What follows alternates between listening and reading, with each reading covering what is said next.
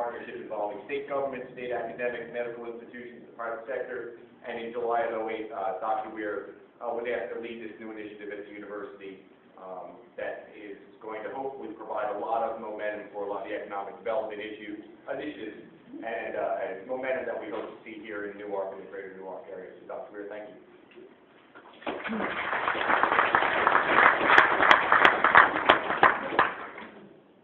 Good evening. I appreciate the invitation and the opportunity to bring you up to date with the developing partnership that's taking place between the University of Delaware and the Army at APG. And I'm going to try and put it in context with some of the other things that we hear that are going on. As you know, with BRAC, the Army is realigning and consolidating and closing many of its bases in the United States. And a result of this move is that APG is going to become a very important location for us, since it will become the home of the Army Research and Development Organization, which is called Team C4ISR, which fits very well with University of Delaware, since we are the closest Category 1 research university to APG. There's a lot of intellectual capital south of that. It's further away, and it's difficult to get to and from.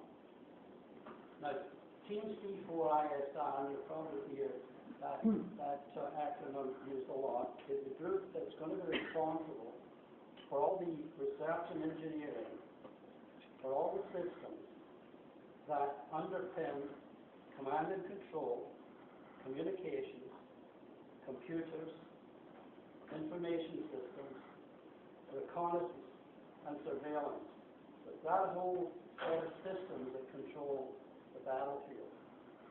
Between 10 and 15,000 scientists and engineers will be located at APG, including all of those from Fort Monmouth, which is scheduled to close down next year.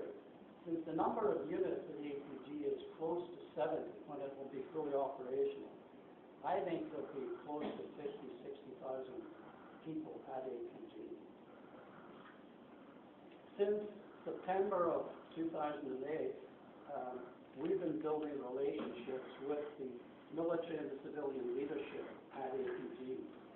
And our strategy, which is not the usual university strategy, has been to brand ourselves as a customer-focused university, intent on understanding the Army's needs and matching and tailoring our expertise and capabilities to meet these needs. We've made, I think, significant progress in the execution of this strategy. At this juncture, regarded by the Army as a model for their interaction with educational institutions. In fact, an Army leadership group at APG has pulled together a white paper defining the essence of the interaction that's taking place between APG and the university. So where does this fit within our overall moving strategy, and where are we today? An important strategy at the university is the belief that great universities play an important role in the prosperity of the community, the state, the region. As part of the implementation of this strategy, we're developing and deploying our knowledge-based assets, and we're providing leadership for the process of economic development through the establishment of strategic partnerships. APG, for us, is a very important strategic partner.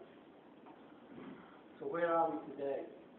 We have 4 teams of faculty and staff working together to develop our offerings in 5 major areas.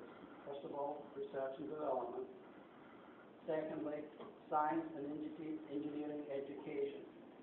Of these 15,000 science and engineers at APG, they all have to go through graduate school training. And as this move from Monmouth to APG takes place, the transfer rate has dropped to about 25%.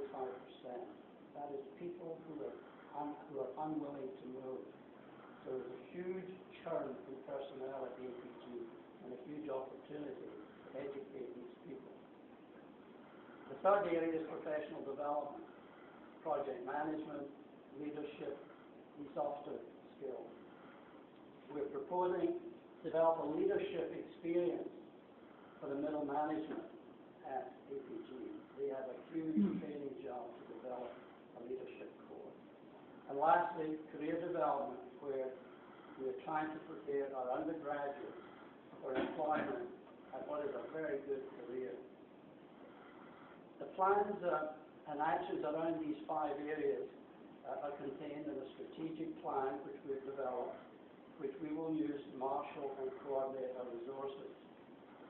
In January, General Justice, who is in charge of APG, and University President Harker signed a unique R&D agreement that establishes a process that allows us to engage in cooperative R&D with any research center in the Army. We are the only institute to have such an agreement. It's a huge accomplishment and represents a very important strategic competitive advantage for us. Already, we've got 9 fairly large collaborations, either signed or in the process of signing, with single and multiple Army research groups at APG. As Scott mentioned, currently we're giving graduate courses on the post. I think we're the only institution to have been given this opportunity, and reflects our relationship with the military and the civilian leadership at APG. We now have a number of our undergraduates working as interns on the post, which opens up very good career opportunities, and again reflects our relationship with the military and civilian leadership. The competition for a presence at APG is really going to get underway tomorrow, when the Army will give a briefing that will begin to define their needs in the areas of research and development, education, and workforce development. We are the only non-Maryland school to be invited to that meeting, which is developing into somewhat some people call a border war. It's clear that we are in some way of a competition with the 33 Maryland institutions because of the opportunities here.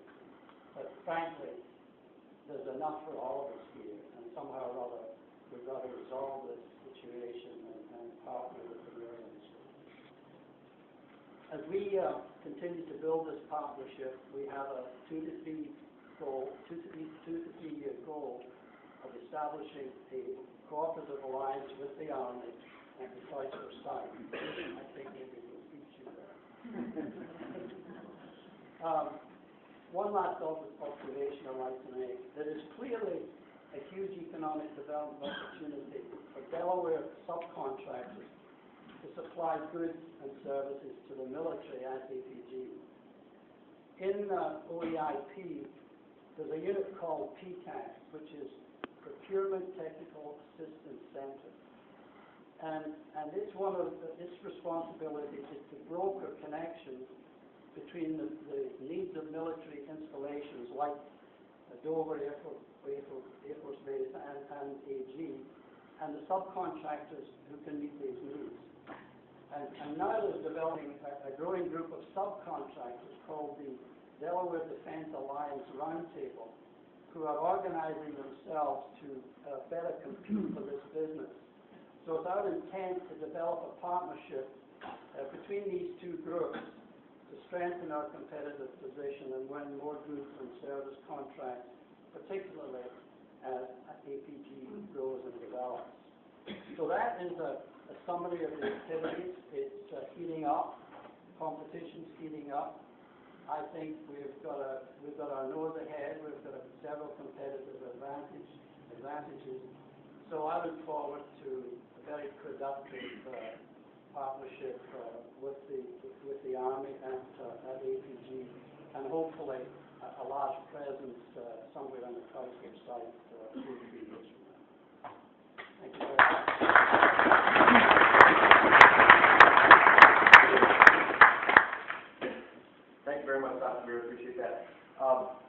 Next speaker, when I